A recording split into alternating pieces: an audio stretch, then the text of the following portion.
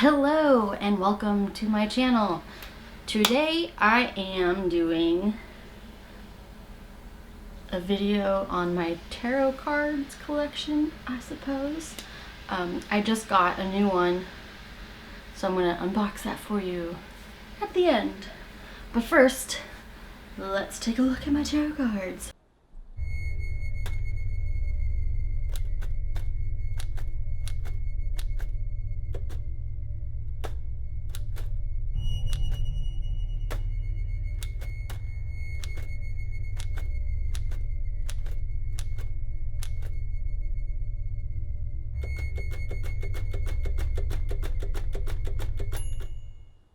Okay, so I have 1, 2, 3, 4, 5, 6, 7.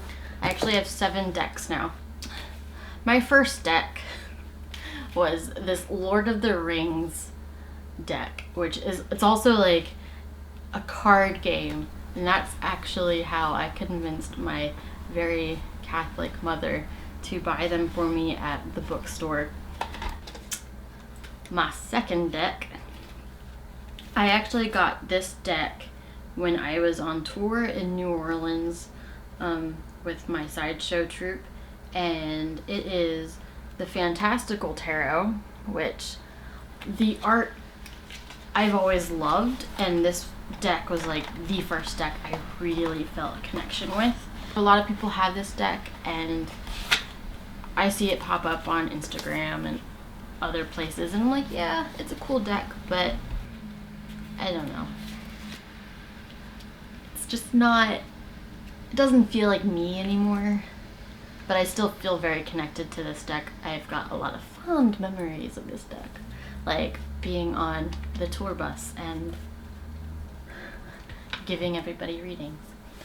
Anyway, the Maggie Stiefvater Raven's Prophecy deck, the back is absolutely gorgeous, and her art in general is always super gorgeous. The Three of Swords is quite a disturbing card usually, but I love her depiction of it.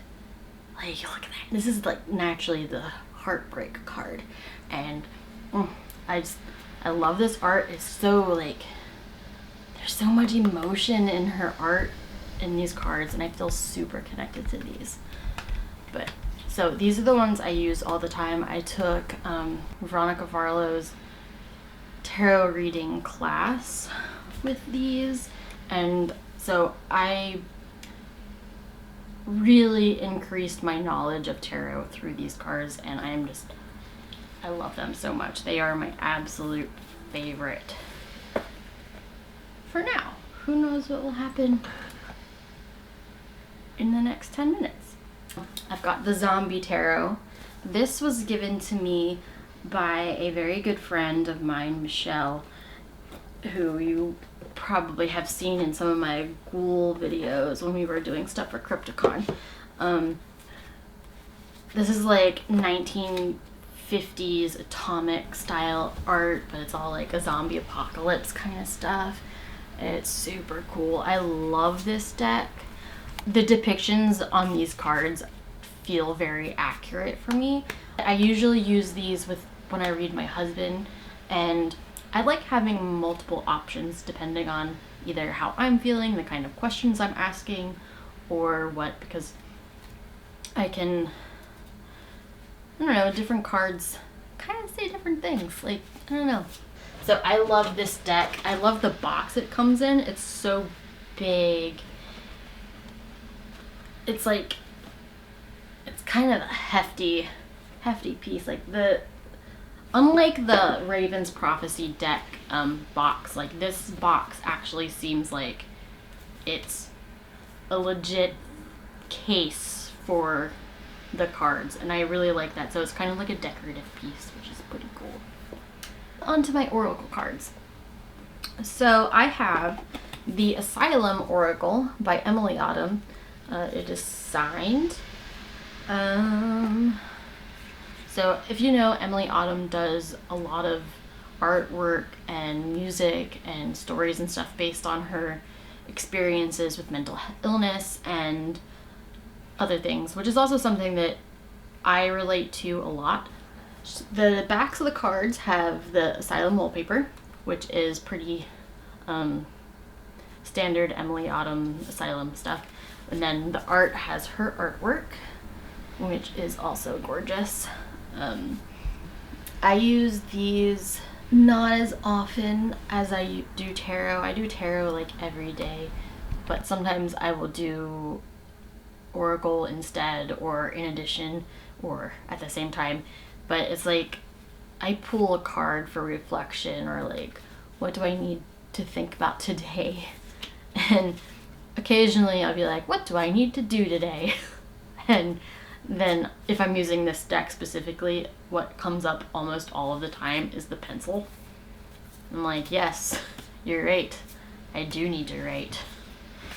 That is the thing I need to be doing every day, and I don't always. But whatever. And my last Oracle deck, I only have 2 Oracle decks because Oracle decks are not really my favorite. And I love this deck. It is the Literary Witches Oracle. It is not my favorite deck for like introspection or anything because the cards themselves don't really tell me a whole lot, me personally. My favorite things about these cards though are they have the authors on them who are the literary witches, like Angela Carter. There is also, I know Octavia Butler is one of them, and Shirley Jackson.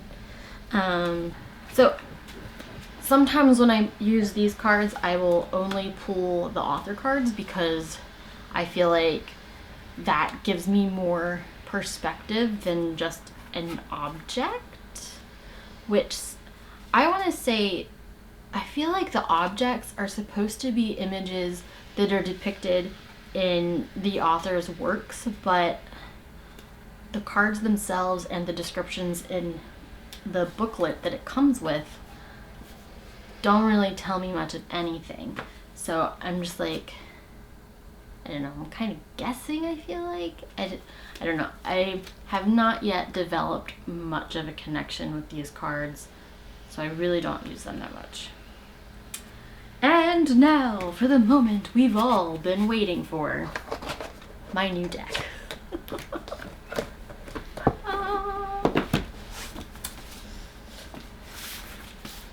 Happy reading! Because I got this from a bookstore.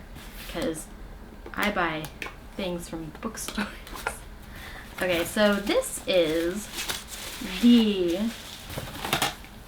Scorpio Sea Tarot, which is also by Maggie Stiefvater. Here is a thank you card from the people who work there at this One More Page books. Ooh, this is a good box. So this box is super shiny. Okay, so the Scorpio Sea Tarot is inspired by Maggie Stiefvater's novel, The Scorpio Races, which is one of my absolute favorite books. It's about horses who live in the sea and they are violent and kill people and all kinds of things, but it's not really about the horses themselves. It's about the race and training those horses and taming them and trying, and it's like coming of age kind of thing, and it's really good. I fucking love it. But anyway, so this box, so it is a good quality box. I am not going to be throwing this one out. Ooh, it flips open. Nice. Oh yes. Navigating the Scorpio Sea. Text by Melissa Sinova. Oh, I can feel it being gorgeous already. This is the book. Oh, this is in really good condition because it's brand new, obviously. But ooh, yes. Yes. Okay, so you know me. If you know me, you know I love horses. I've grown up riding horses. I've been a competitive rider. I've trained horses. I've worked in horse rescue. I've done polo, basically everything. So yes, so that is one reason I love this book in particular, and also it's one reason I had to get the deck. Although I have to admit, I was a little bit wary originally of getting this deck because it has a lot of people in it, and I wasn't really that interested in having a deck with people and houses. I don't know. So let's look at the cards. So this is the interior. And the Fool is a cat, which that is pretty relevant. Oh, what's that? Is that a card? Is that just extra art? Yeah, okay. There's just some other art in there. I'm just hiding out. You're like, oh, hello.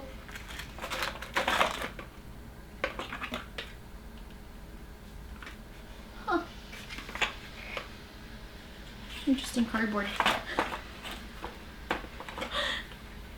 I am like the fool cat who is intrigued by the box and not the things in it.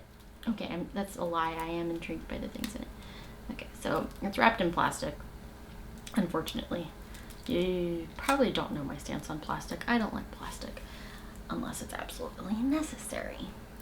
But I think we overuse plastic for sure. Anyway. Oh, I can't open it. Crap. Oh wait, it's open. It's just not going. Ooh, pretty. Oh, these feel really nice. I like that. Here is the back. Oh, yes. These are nice. There are a lot of people here. Lots of people, but also lots of horses and other things. This is much more relevant to that's an interesting perspective. This is much more related to the book than the Raven's prophecy was for the Raven Boys, or the Raven Cycle. Like, this is the devil card. It's a goat, but I'm like, which way does the goat go? But yeah, these are, that's a gorgeous card. Like, oh, yes. Interesting. There's the moon and the sun. Huh? Hi, Reno. What are you doing? This is very interesting. Ooh, yes, the Ace of Wands. I wonder, there are lots of horses in the Wands deck, or in the Wands suit. Love it. Ooh, hold on. I have to check to see who the Queen of Wands is. The Queen of Wands is one of my absolute favorite cards. It is my me card, basically. So fun.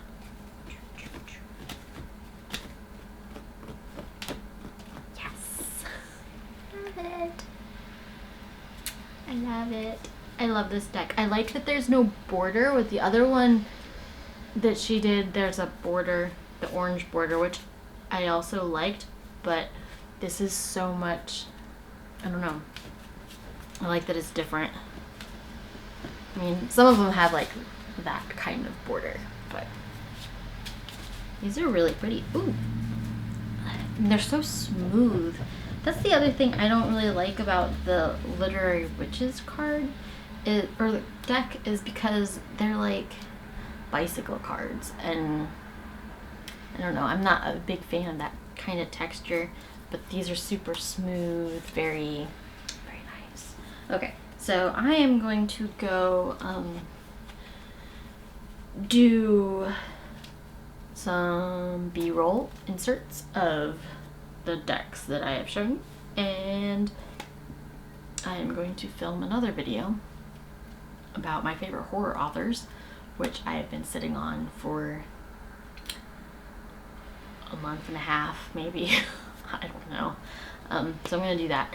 And thank you for watching. Thank you for coming back. I know I am very inconsistent right now with literally everything, but I think that's just the way things are right now. So thank you for watching, and I will see you next time, soon, maybe next week, maybe tomorrow, who knows? I don't even know when I'm putting this up. Soonish, ish. And yeah, I hope you stay healthy, I hope you stay safe, and I hope you stay sane.